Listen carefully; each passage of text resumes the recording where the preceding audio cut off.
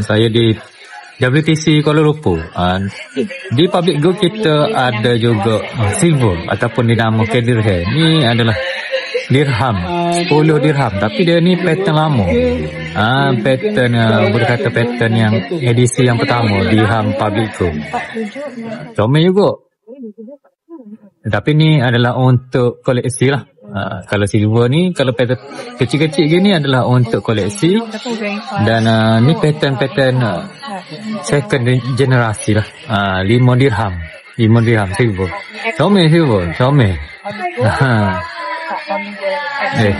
Ni comel second generasi. Jadi di Public Go kita boleh beli emas dan juga silver. Walaupun Public Go ni merupakan yang main dia adalah jual emas 999 poin 9, tetapi Public Go juga ada jual dan beli silver. Ada juga beli silver dan juga jual silver, iaitu dinamakan dirham ataupun silver jongkong silver. Bagi yang ingin membuat pelaburan untuk silver, untuk beli jongkong silver, boleh follow saya, rujuk di profil saya. Kena buat pendaftaran. Selesai pendaftaran saya akan hubungi untuk bimbingan. Assalamualaikum.